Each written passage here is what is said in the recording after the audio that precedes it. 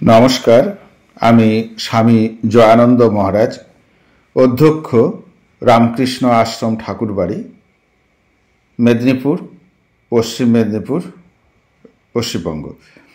আপনারা যারা এবারে কুম্ভে যেতে পারেননি, আপনাদের জন্যই এবারের মহাকুম্ভে মাঘী পূর্ণিমাতে বিশেষ যোগে শাহী স্নানে গিয়েছিলাম। শাহী স্নান থেকে যখন ফিরছি, আপনারা এখন যে ভিডিওতে যে চিত্র দেখছেন সেটি হচ্ছে ভয়ঙ্কর একটা জ্যামের চিত্র। গাড়িতে জ্যাম লেগে রয়েছে, রাস্তায় সার সার গাড়ি দাঁড়িয়ে রয়েছে রাস্তাতে বিপরীত দিকে। এটা হচ্ছে শাহী স্নান সেরে পরের দিন ফেরার যে চিত্রটি সেটি আপনারা দেখতে পাচ্ছেন। আর শাহী স্নানের ভিডিওটি ইতিপূর্বে আপনারা দেখে থাকবেন অনেকেই হয়তো। এখন এই কুম্ভ মেলার গুরুত্ব বা ইতিহাস, কেন মানুষ এত কষ্ট করে সেখানে পৌঁছান, ঘন্টার পর ঘন্টা জ্যামে থেকে সেখানে পৌঁছন, কি আছে সেখানে, কি ঐতিহ্য রয়েছে লুকিয়ে এর মধ্যে, সেটা আপনারা জ্যামও দেখতে থাকুন, চিত্রও দেখতে থাকুন, আর এদিকে আপনারা একটু শুনতেও থাকুন। কুম্ভ মেলা ঠিক কখন শুরু হয়েছিল সেটা বলা যাবে না, তবে আমরা বিশ্বাস করি যে ত্রেতা যুগে সমুদ্র মন্থন হয়েছিল আর তারপরেই শুরু হয়েছিল কুম্ভ মেলা। আপনারা এই ঘটনাটি জানেন, দেবতা এবং অসুররা ওই অমৃতের পাত্রের অধিকার সেই নিয়ে যে দ্বন্দ্ব, কে ওই পাত্রটি পাবে। আপনারা জানেন যে সেই পাত্রটি অসুররা পায়নি, দেবতারা পেয়েছিলেন এবং তাদের কাছেই ছিল। কিন্তু ওই অসুর দেবতার যুদ্ধ চলাকালীন সেই পাত্রের যে অমৃত আমাদের এই পৃথিবীতে 4টি জায়গায় ছড়িয়ে পড়ে।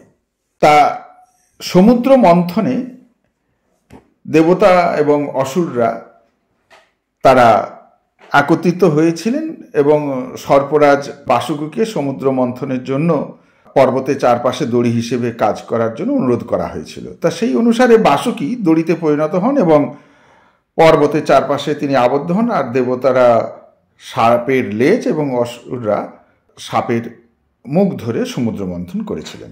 এখন সমুদ্র মন্থনের সময় 14টি জিনিস সমুদ্র থেকে বেরিয়ে এসেছিল। একটি হচ্ছে বিষ, আরেকটি হচ্ছে কামধেনু, আরেকটি হচ্ছে সাদা ঘোড়া উচ্ছ্বাস্রব, আরেকটি হচ্ছে ঐরাবত মানে একটি হাতি, আরেকটি হচ্ছে কৌস্তবমণি মানে একটি হিরে, আরেকটি হচ্ছে পারিজাত কল্পবৃক্ষ মানে যে বৃক্ষ দ্বারা ইচ্ছে পূরণ হয়, ইচ্ছে পূরণকারী বৃক্ষ, আর হচ্ছে দেবাঙ্গনা মানে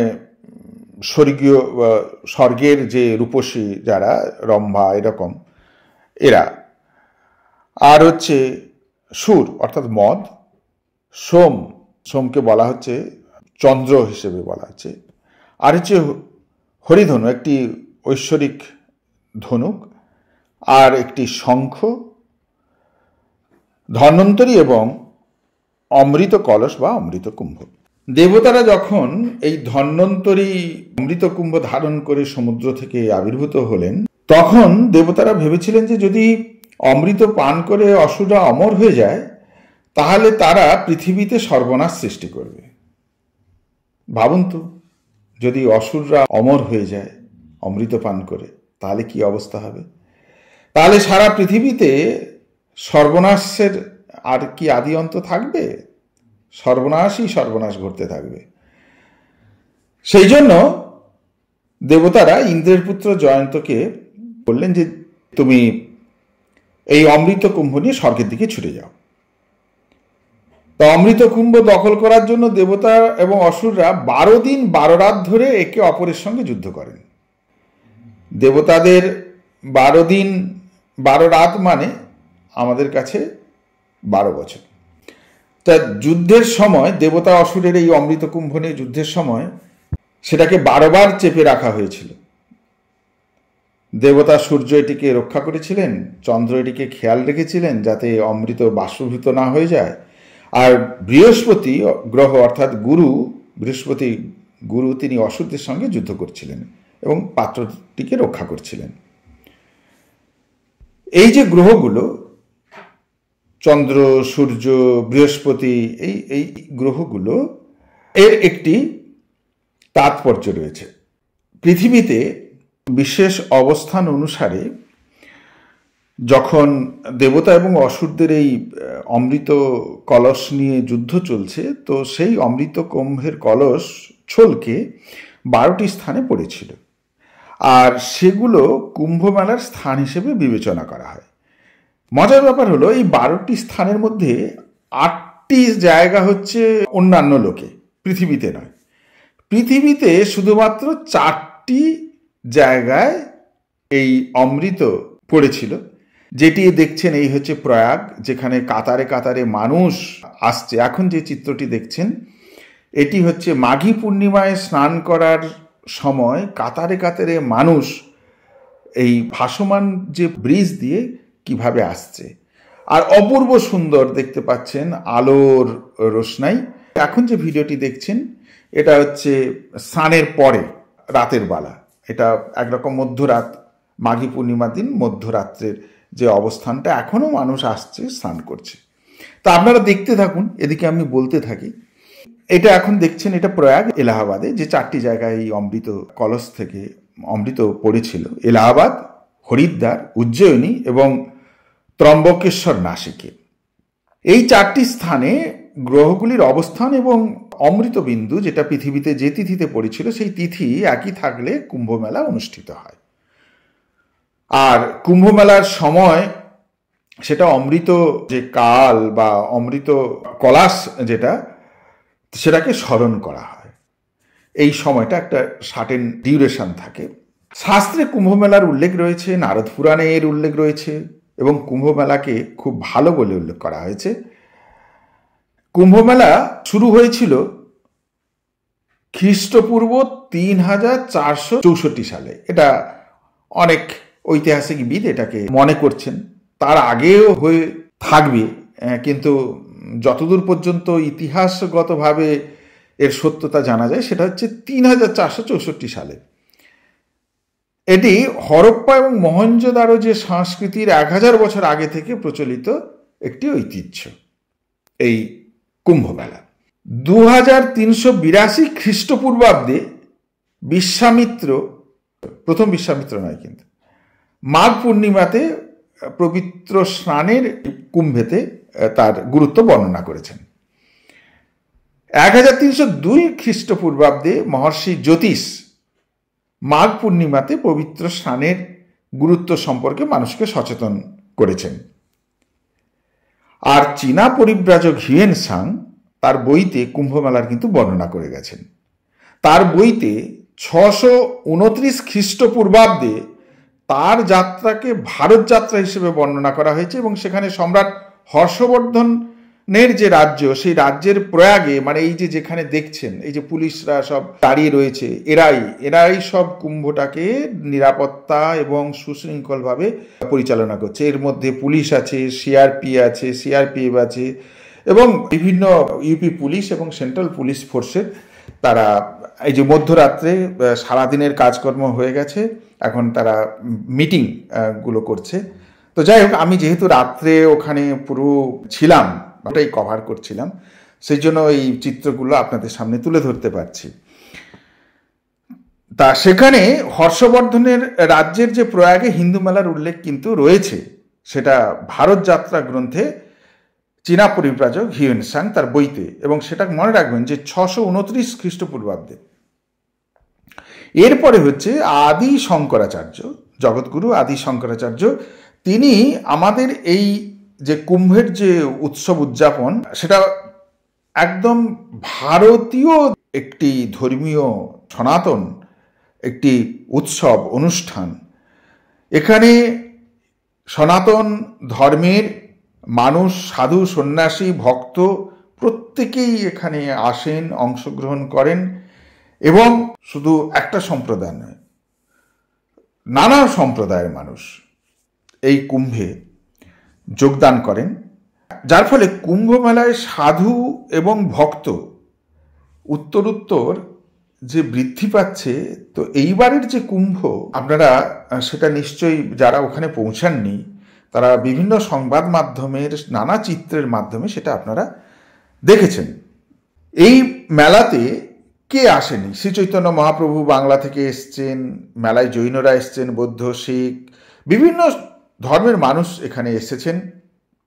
আর এখন তো বিদেশিনী প্রচুর প্রচুর মানুষ। আপনারা পরে একজন বিদেশিনীর সাক্ষাৎকার পাবেন, শেষের দিকে হয়তো থাকবে।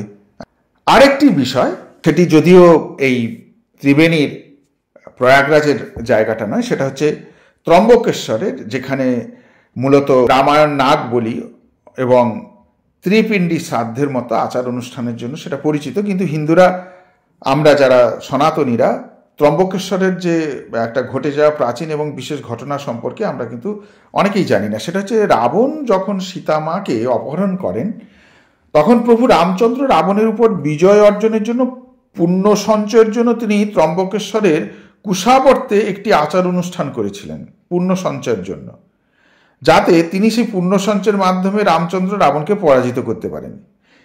আর এই ঘটনাটা উল্লেখ রয়েছে স্কন্দ পুরাণে।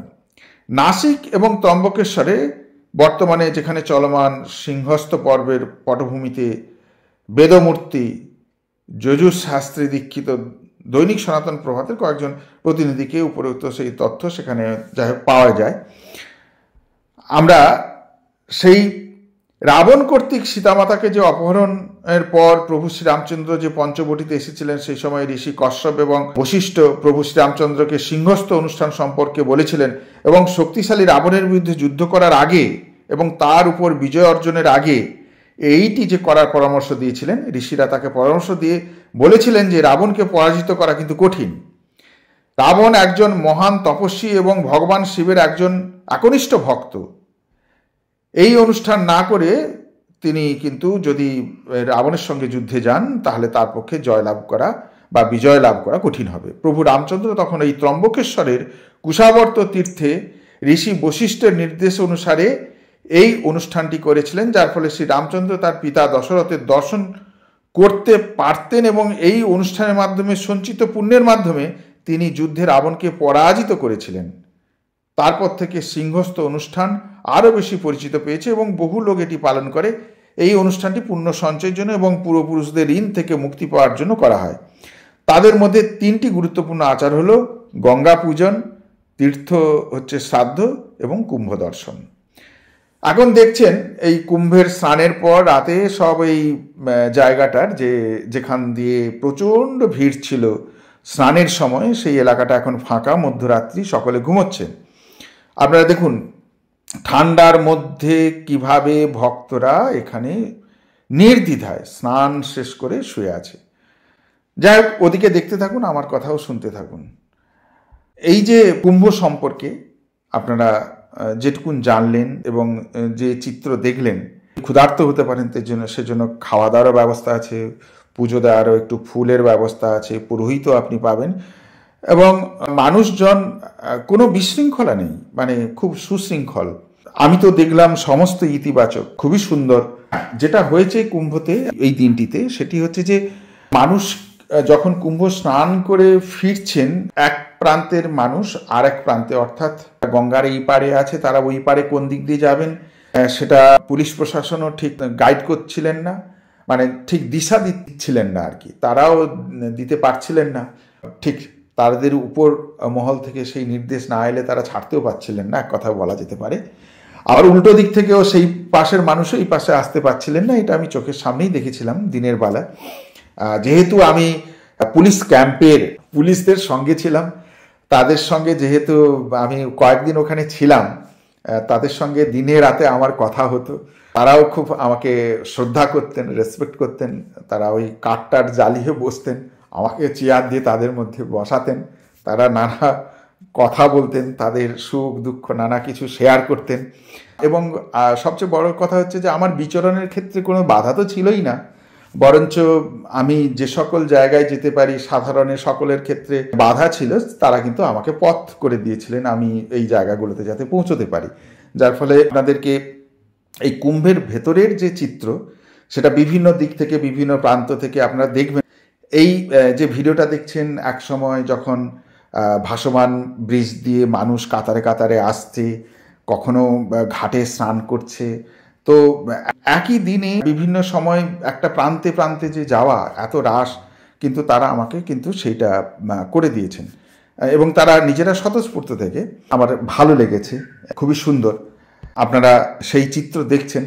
এখন যে চিত্রটি দেখছেন যে এটা হচ্ছে হরিশ্চন্দ্র ঘাট। ওখানে আপনারা জানেন কিনা জানি না, আমাদের এই ত্রিবেণীতেও একটি ঘাটের নাম রয়েছে হরিশ্চন্দ্র ঘাট।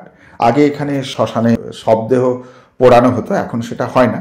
সেখানে মানুষজন স্নান করছেন এবং এখানে মানুষজন আসছে, এখনও স্নান করছেন। আপনারা দেখতে পাবেন খানিক পরে, আমি ভিডিওটি যখন ঘুরিয়ে দেখাবো, যে মানুষজন আসতে আছে আসতে আছে আসতে আছে, যেন জনস্রোত চলছে। আপনাদের এটা একটা সম্মুখ ধারণা একটা গড়ে উঠবে যে যমুনা এবং গঙ্গার এই দিক থেকে ওই দিক থেকে এই সঙ্গম, এটা পুরোটা মিলিয়ে দেখলে এই যে আলো দেখছেন, মানে কোটি কোটি মানুষের সমাগম। লক্ষ লক্ষ বললে তো খুবই কম বলা হবে। এবং সারা ভারতবর্ষব্যাপী আমি কোনো একটা রাজ্য দেখলাম না যে ভারতবর্ষের কোনো একটা রাজ্য থেকে কোনো মানুষ নেই। গাড়ি মানে বিভিন্ন স্টেটের গাড়ি ওখানে এসছে, যেখানে গাড়ি পার্কিং হচ্ছে সেখানেও বিভিন্ন স্টেটের মানুষ। এদের কয়েকজনের সঙ্গে আমি তো রীতিমতো কথাই বললাম, যে মানুষটিকে দেখছেন এর সঙ্গে আমার কথোপকথন হচ্ছে। জিজ্ঞেস করলাম আপনি কোন রাজ্য থেকে এসছেন। কেউ ছত্তিশগড় থেকে এসছেন, কেউ কেরালা থেকে এসছেন, কর্ণাটক থেকে এসছেন, মহারাষ্ট্র থেকে এসছেন, গুজরাট, আহমেদাবাদ, ত্রিপুরা থেকে এসছেন, আসাম থেকে এসছেন, মণিপুর থেকে এসছেন, মানে বিভিন্ন রাজ্য থেকে। পশ্চিমবঙ্গের মানুষের কথা তো আর আলাদা করে বলার দরকারই পড়ে না, তার তো থাকবেই পশ্চিমবঙ্গ, বিহার, ঝাড়খণ্ড। এই মানুষজন সবাই, সব স্টেটের মানুষ সেখানে উপস্থিত হয়েছে। আপনারা এই ভিডিওটির মধ্যে দিয়ে একটা ধারণা আপনারা গড়ে তুলতে পারবেন যে কি অবস্থা, কত মানুষ সেখানে হাজির হয়েছে, উপস্থিত হয়েছে এবং আসছে আসছে। এই যে দেখছেন এই মানুষগুলো কিন্তু আসছে, এটা কুম্ভের। এখন যে চিত্রটি দেখছেন এটা ঠিক কুম্ভের আগের দিনের। যে মানুষগুলো এই যে আসছে দেখছেন, এরা কিন্তু কেউ চলে যাচ্ছে না, এটা আসছে কুম্ভে ঢুকছে শাহী স্নানের জন্য। পরদিন 12 তারিখে মাঘী পূর্ণিমা স্নানের জন্য ঢুকছেন। এই যে চিত্রটা আপনারা দেখতে পাচ্ছেন।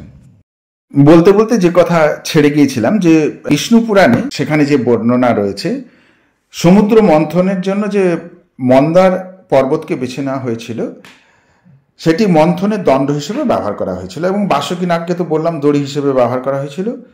আর সমুদ্র মন্থন যেটা সম্পন্ন হয়েছিল, তখন অনেক বিস্ময়কর জিনিস যেগুলো বেরিয়ে এসেছিল সে তো আপনাদেরকে জানালাম। একটা হচ্ছে অমৃত রস, আর হচ্ছে হলাহল বীজ, আর হচ্ছে বিভিন্ন রত্ন। ভগবান বিষ্ণুর একটা ভয়ঙ্কর সুন্দর ভূমিকা রয়েছে। এই যে দেখুন পুলিশ অফিসাররা, তো আমি একটা চেয়ারে বসেছি ওখানে, ওনারা একটা আমাকে চেয়ারের বসার ব্যবস্থা করে দিয়েছেন, ওনারা সব বসে আছেন, গল্প গুজব হচ্ছে। এটা রাত্রে, এটা হচ্ছে কুম্ভ ঠিক আগের দিন রাত্রে, যেখানে ব্যারিকেড করে দেওয়া হয়েছে, এটা কিন্তু আগের দিন খোলা ছিল।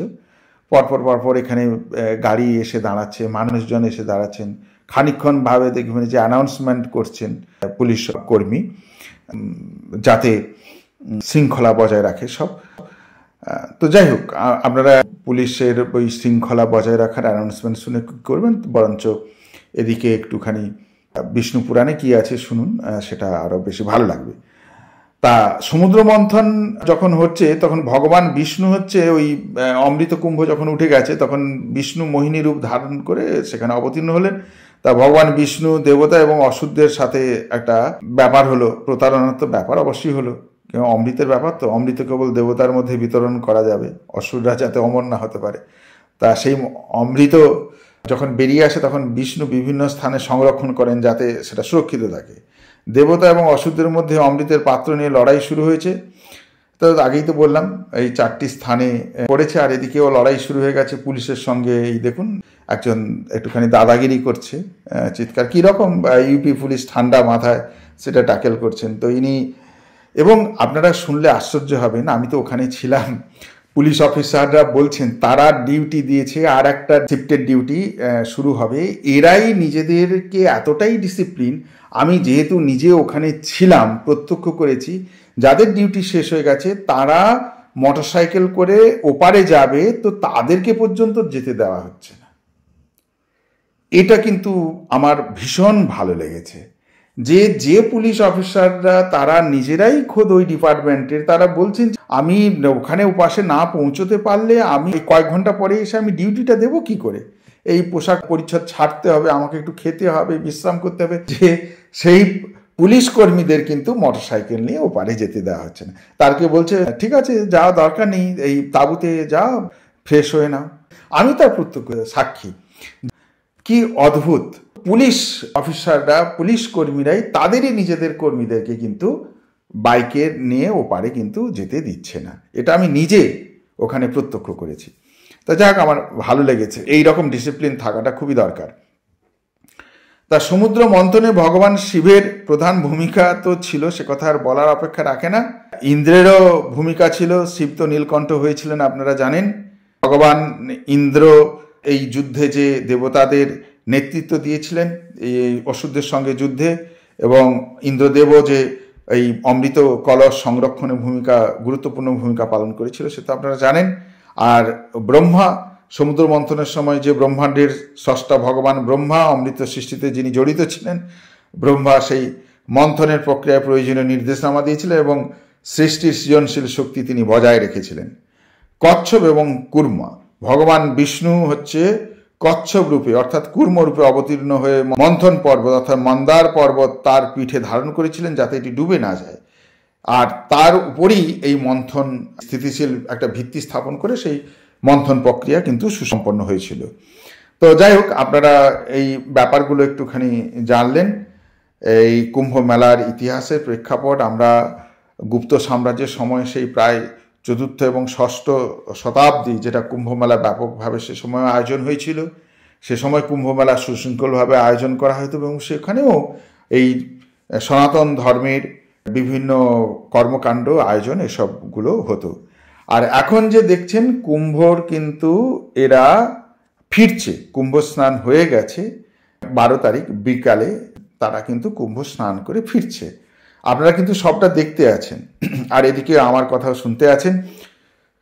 মৌর্য সাম্রাজ্যে ওই কুম্ভমেলা আয়োজন করা হতো। তখনকার মৌর্য শাসক সাধারণ মানুষের কাছে সেই ধর্মীয় এবং এর যে উন্মাদনা এবং গুরুত্ব সেটা তখনও ছিল। আর এটা কোনো একটা ছোটোখাটো ধর্মীয় অনুষ্ঠান যে নয় সেটা তো বুঝতেই পারছেন। এবং যত দিন যাচ্ছে তার কলেবর, তার পরিধি, তার ব্যাপ্তি দিন দিন বাড়ছে, তো বই কমছে না। এবং এখন তো এটি একটি আন্তর্জাতিক সনাতন ধর্মের উৎসব অনুষ্ঠান তো বটেই, এটা তো আর বলার অপেক্ষা রাখে না। ব্রিটিশ আমলেও ভারতের এই কুম্ভ মেলার আয়োজন হয়েছে এবং সে সময় বেশ কিছু পরিবর্তন আছে। ব্রিটিশ সরকার এই ঐতিহ্য এবং ধর্মীয় অনুষ্ঠানের উপর নজরদারি তিনি বাড়িয়েছিলেন। ব্রিটিশ সরকার, ব্রিটিশ আমলে রেলের সম্প্রসারণ হয়, কুম্ভ মেলার আয়োজনে ব্রিটিশরাও অবদান রাখে এবং সেই রেলের সম্প্রসারণের ফলে ব্রিটিশদের শাসনকালে ভারতবর্ষের বিভিন্ন প্রান্ত থেকে আরও বেশি মানুষ আসতে পেরেছিলেন।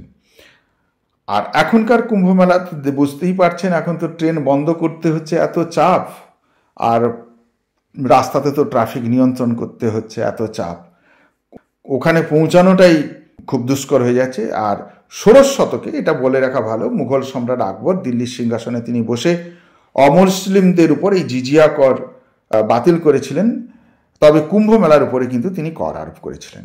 আমরা ইতিহাস নিয়ে যারা পড়াশোনা করেছেন তারা আমরা বলি আকবর খুব মহান ছিলেন, তিনি আমাদের যে অমুসলিমদের উপর যে জিজিয়া কর আরোপ করা হয়েছিল সেটা বাতিল করেছিলেন, নো ডাউট, সেখানে কোনো সন্দেহ নেই। কিন্তু এই সঙ্গে আমরা অনেকেই জানি না কুম্ভ মেলার উপর কিন্তু কর তিনি আরোপ করেছিলেন, এটা কিন্তু মাথায় রাখতে হবে। তবে পরে হিন্দুদের দাবিতে আকবর এই কর বাতিলও করেছিলেন, এটা ইতিহাসে উল্লেখ রয়েছে।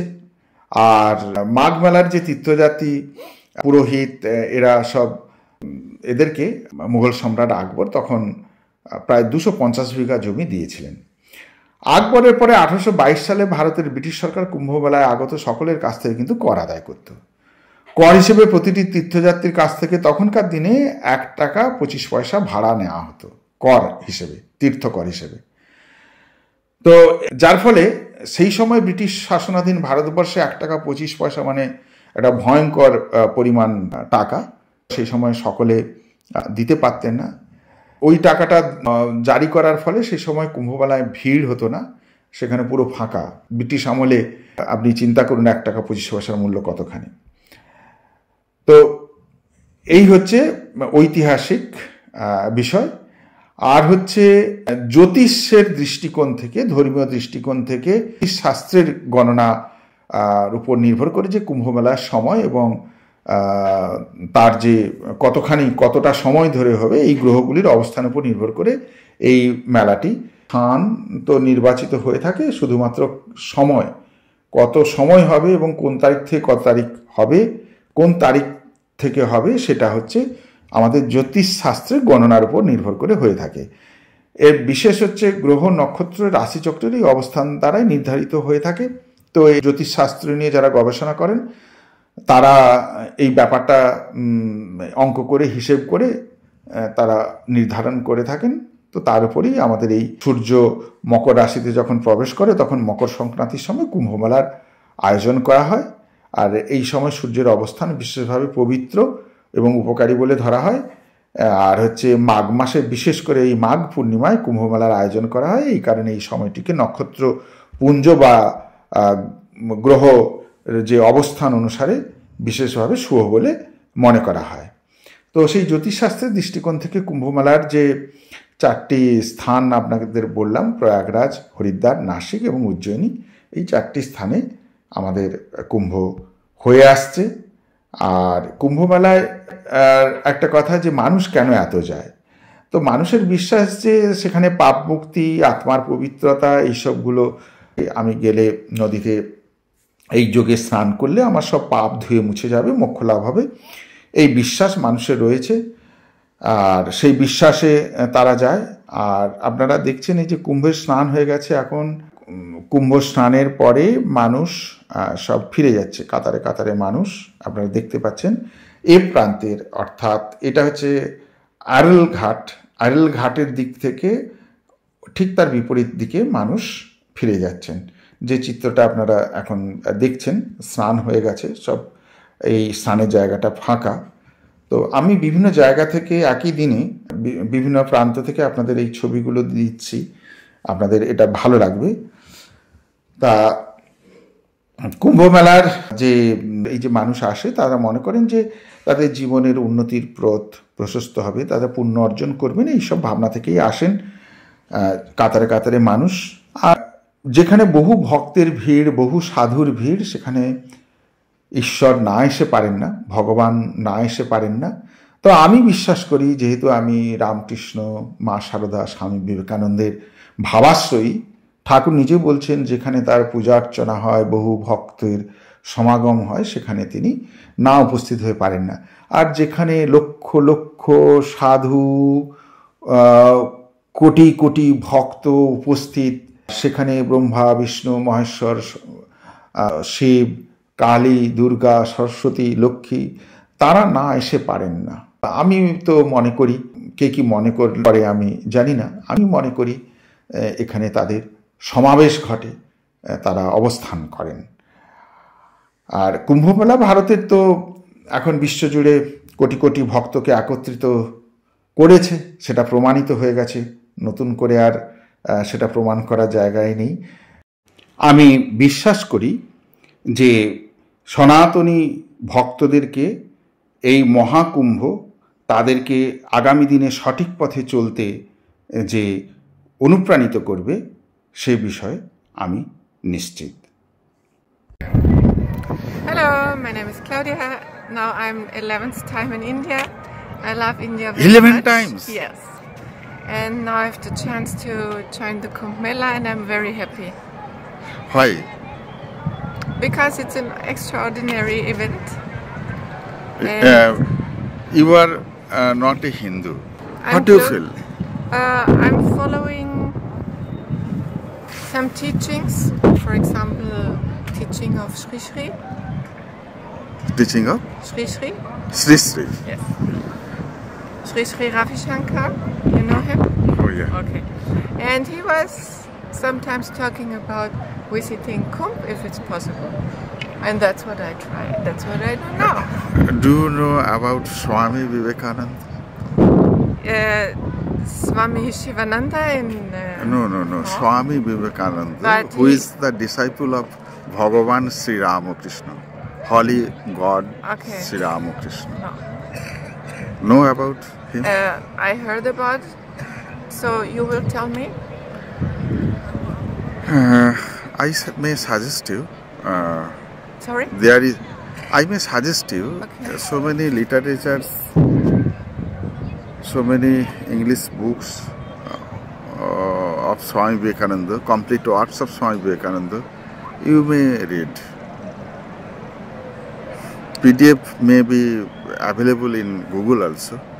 Yes. The spiritual atmosphere of India and its related spiritual places, and you will be know about India if you read the books of Swami Vivekananda. Okay. Thank you for the advice. Okay. Thanks should be fruitful if you read it. I'm open, you know. Open. You are open. Yes. Yes, we are all open. Yes. There is no bad anything, because God is open. God is for all. He is for all, or she is for all. Yes. Which you may call he or she. God is for all. God is for all. The universe is for all. Yeah. The nature is for all. Yeah. That's it. Yes, that's right. How many people you have come here? With me, Yeah, 8 others. 8 others. Have you taken initiation from any gurus? Of Sri Sri, but here I'm still looking for. Tomorrow we have another more day here, and I hope to meet. You have decided it is final. No. Tomorrow we have one more day here, Yeah. and I will have a look for some blessings. I don't know. To whom? To me. I hope to get some blessings. From whom? I will have a look. Who am I going to meet? You know, I'm open. Okay. That's all what I can tell you. Thank you. Thank you so much. Nice to meet you. Nice to meet you. So.